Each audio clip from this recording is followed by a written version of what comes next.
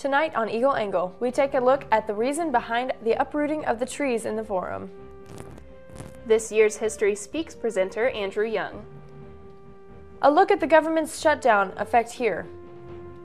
And how the men's and women's basketball teams did against the Chaparrals of Lubbock Christian. All of this and more tonight on Eagle Angle.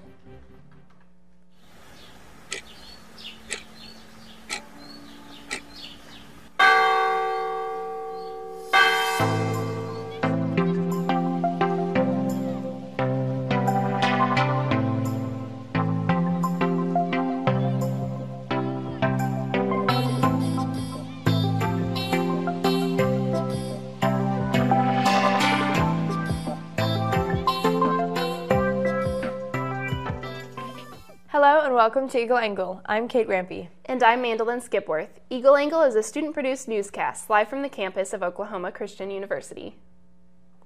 On Monday, February the 4th, the annual History Speaks event will take place in Hardman Auditorium. History Speaks is an event that highlights different leaders in the civil rights movement to preserve their stories and so students can see those who made history. This year's speaker is former Congressman, UN Ambassador, and Mayor of Atlanta, Georgia, Andrew Young.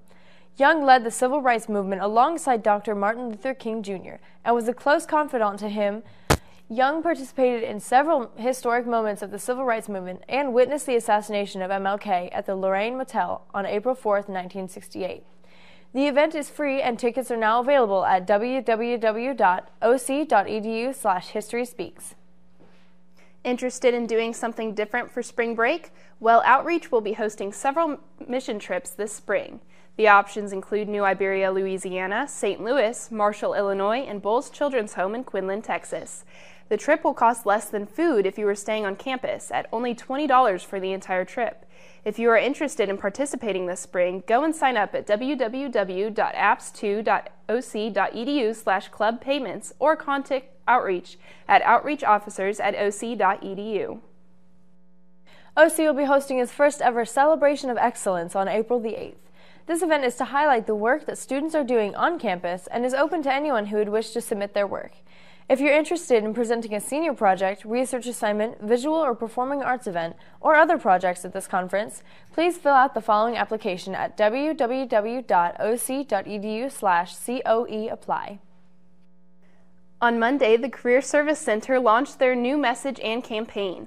Their new name and brand is Day 6. This goes along with their new message that follows 6 key points. If you are interested in hearing more about this, go look at our video of the announcement where Will Blanchard talks through each point. Stay tuned next week where we will have a more in-depth report. A major landscaping project is underway on campus to honor one of OC's own. For more on the story, we go to Becca Kashorek. Trees in the Gaylord Forum are being removed to make way for the Macy Jackson Memorial Garden in honor of the longtime landscaper and friend of Oklahoma Christian. Macy Jackson, who passed away about a year or two ago, she was in her early 90s, was a good friend of the university's. She would take care of all of the intricate little bushes and things of that sort and just make them look beautiful. She took care of the entrance as far as the landscaping was concerned as well. Since many of the old trees had become weak and diseased, the administration saw this project as a way to honor Macy's spunky and lively spirit. Macy was one of those people that always wanted to be making progress, and so to just maintain something or to be status quo really didn't work for her. And so I think it's kind of great in a way that we took an area that still was growing trees technically, but go ahead and pull that out and make it better. That really kind of fits her well. Students can expect the Memorial Garden to be completed within the next month. Macy's sons will be welcomed to campus for dedication once the landscaping is finished. Well, I don't know if all the boys are going to make it back, but I know they will have a chance to have them back and to thank them and to kind of recognize their mom and the opportunity that she created here for a lot of students to really see a beautiful campus. For Eagle Angle, I'm Becca Kashorek. This concludes your local news. Now on to news from around the world. President Trump's longtime political advisor, Roger Stone, pled not guilty to 7 criminal charges brought up by special counsel Robert Mueller. But the acting attorney general says that Mueller's investigation is not done yet. For more on Roger Stone's case, we go to Jessica Schneider. Roger Stone uncharacteristically quiet on his way out of D.C. federal court, but still managing to flash his Nixon-esque victory sign. He quickly called into InfoWars to tell host Alex Jones, a man known for his conservative conspiracy theories, why he didn't talk. I wanted very much to go outside and make a statement, but I was shouted down by crazed leftists who, of course, revere the First Amendment, and some members of the media shouting insulting questions before I could say a word. Inside court, Stone only uttered the words, "Yes, Your Honor," and "I do," while answering the magistrate judge's questions. Stone's defense attorney entered his not guilty plea. Stone's case has turned into a spectacle. The only thing worse than being talked about is not being talked about. He spoke on the steps of the Florida courthouse Friday. I never discussed these matters with the president. Tune into some of the shows tonight. And went on a media blitz over the weekend. Stone faces 7 counts of obstruction, false statements, and witness tampering, all related to Robert Mueller's Russia probe.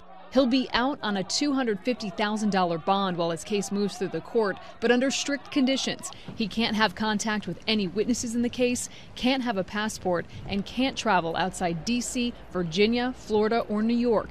He'll also have to check in with probation every week by phone.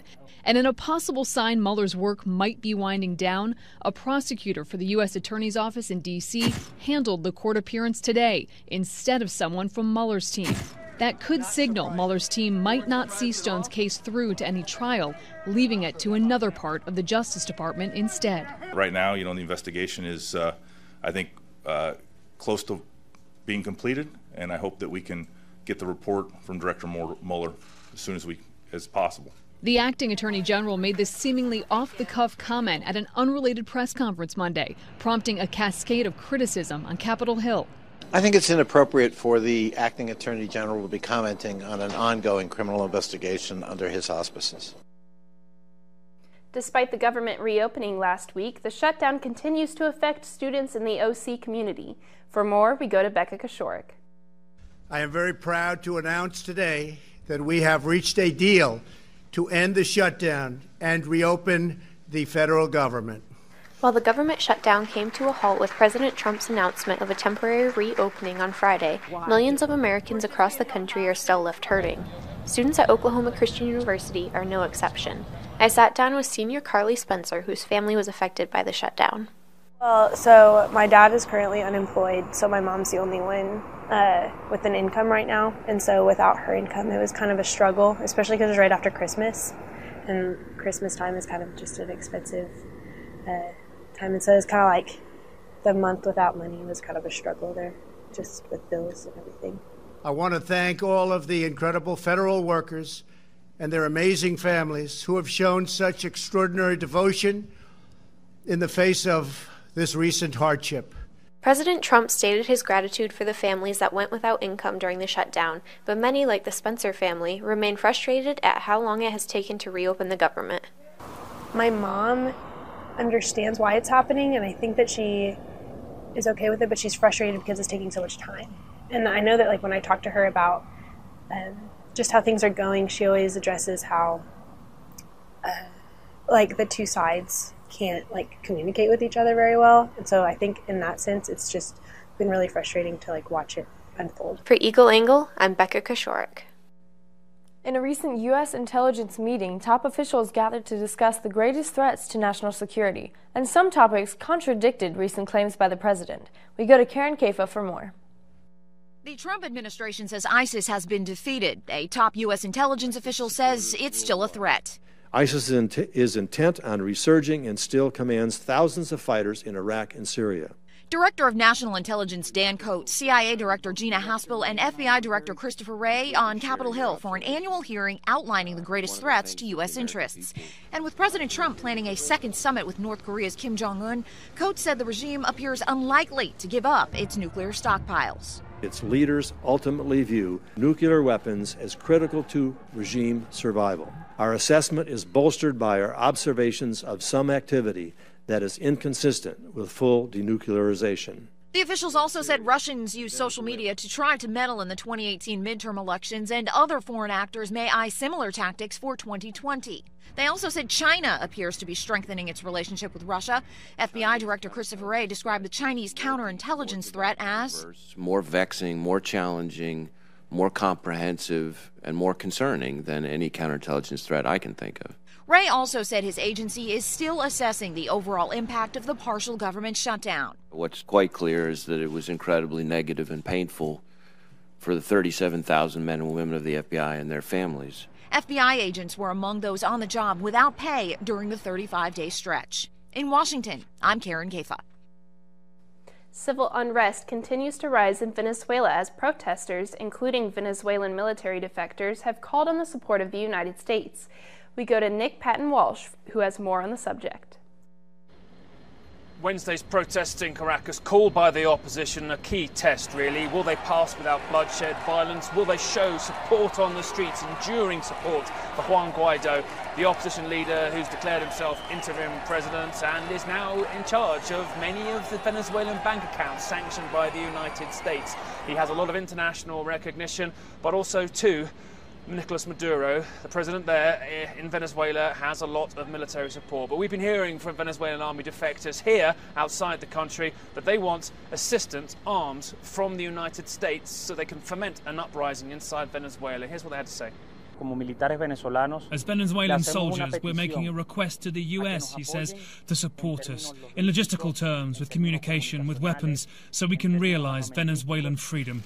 The US very conspicuously trying to up the feeling of the possibility of military action around Venezuela. The National Security Advisor John Bolton walking around very conspicuously holding a notepad with the phrase 5,000 troops to Colombia on it. Well, here in Bogota, we don't get any indication that's imminent at all, but I think it adds to the broad sense that Washington aren't letting go of this particular conflict, it's fair to say. They're upping sanctions, they're upping the rhetoric around every option potentially being on the table. Will that shatter the military clique around Nicolas Maduro? Will it deprive the Maduro government of the billions that it really needs to cling on to power, to keep people loyal to it? We'll have to wait and see, but the real key test at the moment is whether the protests on Wednesday pass peacefully. Nick Patton-Walsh, CNN, Bogota. This concludes your national news segment. Up next, Jonathan Cleverton has your full weather report. Stay with us.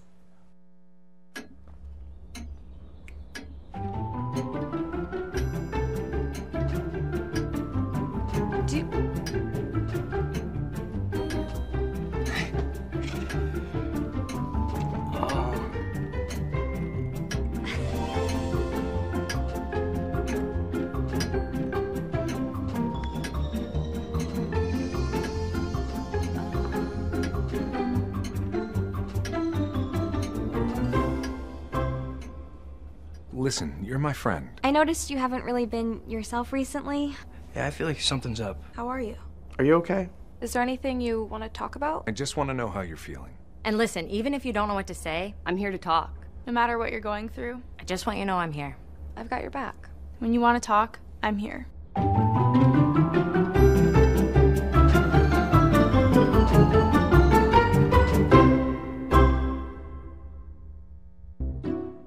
I'll never forget the day our landlord called and said, read your lease. No pets allowed. My owner tells him my dog ate the lease, but that didn't work. And now I'm stuck in a shelter. But this pit bull is ready for a new crib. I'm loving, loyal, and play well with others. So don't be intimidated by all my muscles, because the biggest one I have is my heart.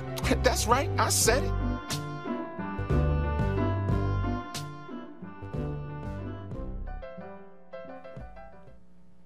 Jonathan Cleverton joins us here in the studio. John, what kind of weather can we expect this week? Well, surprisingly, we can actually expect some pretty warm weather coming up. But first, let's take a look at what it is right now. It is 40 degrees right now. Feels like 36. There's a little bit of wind, a little cold, but it's sunny. And that's always nice because you get that vitamin D, which you need. Anyways, let's take a look across what it is across the state. It's 44 up in Guyman, 28 in Ponca City, 31 in Tulsa, 39 in Salswa, 25 in Miami. So it's a bit chilly there. It's not like it's here. 55 in Altus, better there. 51 in Lawton, and then 47 in Durant. So overall, very nice day across Oklahoma, except for Miami, because they, I guess they had a little bit colder weather than we did. But let's take a look at what it is tonight. Tonight it's going to drop down to 30 degrees, so a little bit below freezing. However, it's not too bad. I mean, it's still January, so we have to expect that type of weather as we're pulling out of this cold front. Winds will be coming from the southeast at 11 miles per hour, so watch out for that wind chill. And then humidity will be up to 62%. So still humid, still windy, and still cold, but it's going to get better, I promise. Let's take a look at the weekend weather highlights. The weekend weather highlights, AM showers on Friday, so make sure you watch out for that. It'll be a little bit rainy, so throw on that rain jacket. You know, just be prepared for those storms, but the precipitation should push throughout and then end, you know, with PM time. Warm on Saturday and windy and warm on Sunday. So that's, put away those wool sweaters. You don't need them for a few days at least, and you can enjoy, you know, sun tanning in roughly 60-degree weather, which I'll get to soon. So it's going to be warm, so be prepared for that. Let's take a journey and look through the 5-day forecast. 5-day forecast. Thursday, mostly cloudy, with a high of 54 and a low of 41. So we're not getting as much vitamin D that day because of the clouds. And then leading into Friday, AM showers. We'll get some rain, which the earth needs, with a high of 58 and a low of 51. So the temperature is definitely rising. We're having warmer weather pushing through the Gulf of Mexico. And Saturday, cloudy with a high of 65, low of 54. And then the highest temperature we've had yet this year, 69 degrees with a low of 50. Mostly cloudy / windy, so watch out for that. But I'm loving that temperature. 69 degrees is always a nice temperature to be at. Monday will be sunny with a high of 64 and a low of 50. So a little bit of clouds, but mostly sunny. So that's what you can expect for these next 5 days. I'm looking forward to it. Hope you are. Back to you, Kate.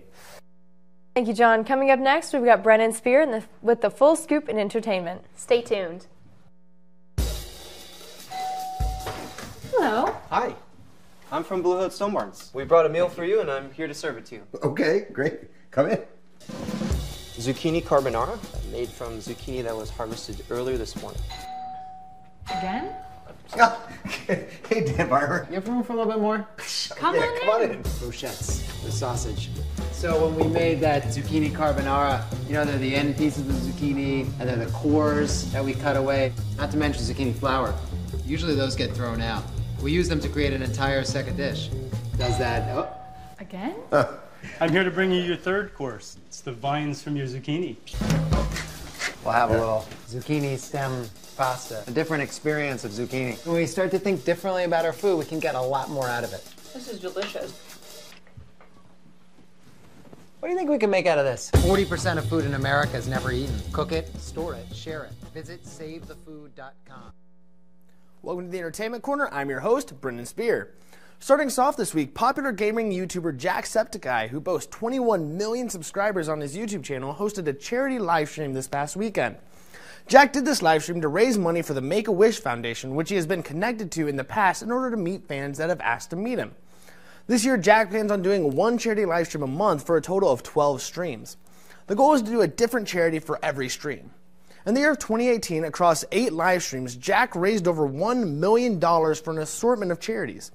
During a 7-hour live stream for the Make-A-Wish Foundation, Jack and his fans raised over $100,000.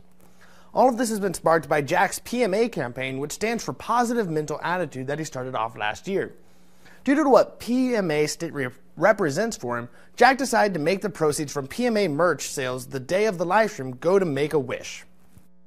But not only that, I want to bring the PMA stuff further, because PMA is all about mental health, and it's all about striving towards a better mentality and trying to just be your best self. And because we're doing these charity streams every month, what I wanted to do was each one of these charity streams as well, we're going to sell the PMA merch on the store for the charity cause of that month.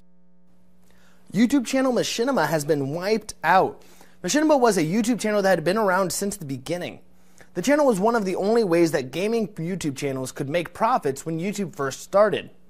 Machinima would put ads on its partners' YouTube videos and then would take part of the income. Machinima has had some controversy for quite some time in regards to the contracts that they would make YouTubers sign. The contract said that the creators could not create anything for other platforms, and essentially that Machinima owned them and their content. The worst part about the contract, though, is that there was no way out of it. It was a perpetual contract, which in actuality is illegal, but this took YouTubers taking legal action in order to get out of their contracts. All of their videos have now been deleted or privated without any warning to all of its content creators. Lawrence Sontag, who used to be an employee at Machinima, had this to say. Machinima cannot Warner at this point cannot verify the copyrights to all videos in Machinima's network, and there are a ton of videos. It would cost a lot of money to do it. So, and this is on videos that aren't getting any views. So they cut it loose. That's that. It's a business. That's how. For those that were around at the end of 2018, you probably remember hearing about the closure of Defy Media. As a reminder, Defy Media was the parent company of channels such as Smosh, Smosh Games, and The Game Theorist, and they closed in November of 2018. At the end of last week, MatPat of The Game Theorist released a video with some disturbing news. Since the closure of Defy, MatPat has dug deeper into this situation and came up with this. Us 50 had $1.7 million stolen from us. $1.7 million stolen from 50 people. MatPat says that Defy Media at one point asked if they could wait to pay him for a month, which he said yes to, only to find out more recently that it was in order to boost their numbers to look better for investors. On top of the nearly $2 million that Defy owed its content creators, it was also approximately $10 million in debt to its investors. Currently, the money is in Ally Bank, but it is unknown who exactly will be receiving portions of that money or how much those people will even receive. MatPat closed out his video explaining why he's saying all of this. To force them to hear us, to hear our story and understand that the money that currently exists in the vaults as Defy's largely doesn't belong to them. Now, if you tuned in last week, then you may remember the story about VoiceOver Pete and his Fiverr ban that we talked about. Well, last Friday, Pete released a video saying that Fiverr had tried to copy strike his video due to privacy infringement, but luckily their claims didn't go through. On top of this, there have been claims that Fiverr has been deleting commented posts on their Facebook page from fans talking about how Fiverr had wronged Pete. Here's what Pete says the overlying problem in this situation is. The case is, it's much bigger. It's content creators trying to have a voice against corporations silencing that voice. This is representative of a greater problem. PewDiePie the other day calling out others about copy striking. Don't do it. It hurts the community. And it does. Because then corporations silence us. Content creators need to come together and stand up and make our voice heard. We must stand together. We must rise up. Today, this year is a year when YouTubers and gamers, influencers, content creators unite and we raise our voices as one in a chorus. No, we shall not be vanquished into the night. Yes, we shall go forward into the light. PewDiePie, Mr. Beast, Keemstar, Grande, Dolan Dark, Hakalugi Paul, Gummy Bear, rise up and raise your voices. Gamers, rise! That's all I've got for Entertainment Corner this week. Now let's head back to the desk with Kate. Thank you, Brennan. Jenny Rigney is here with your Eagle Angle Sports Report.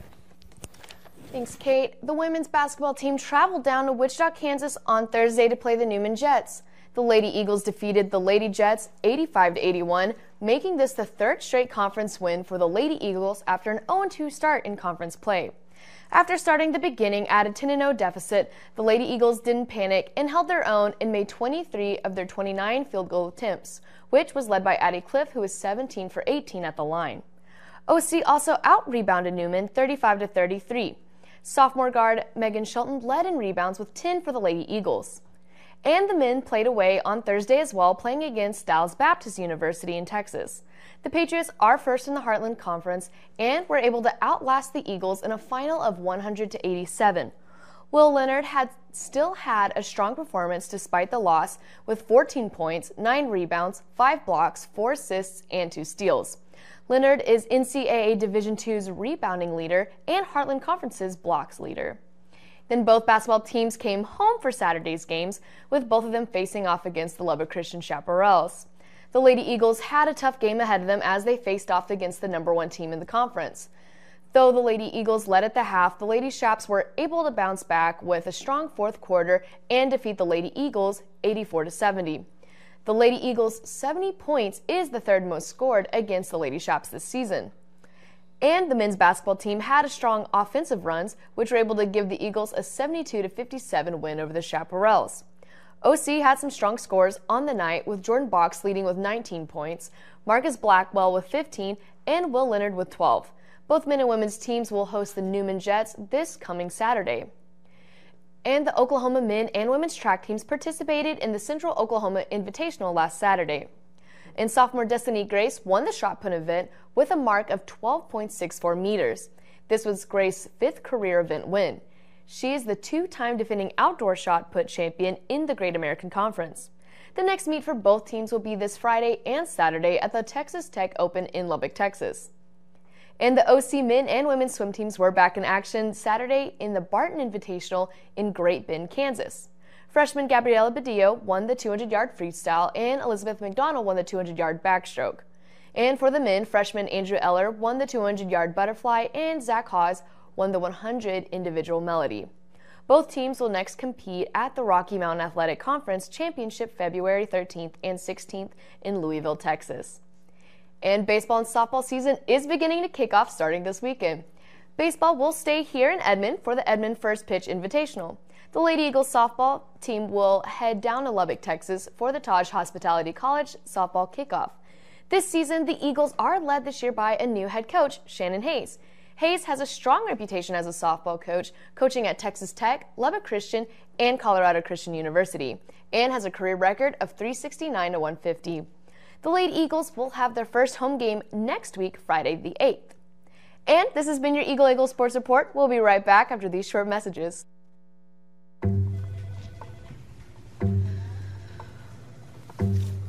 Please have a seat. I'll be honest.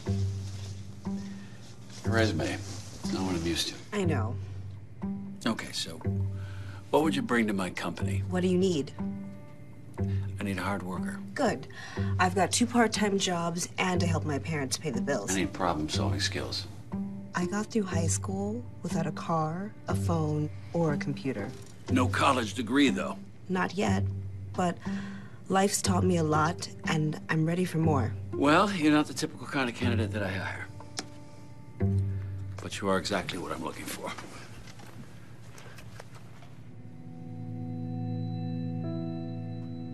Your company could be missing out on the candidates it needs most. Learn how to find, cultivate, and train a great pool of untapped talent at gradsoflife.org.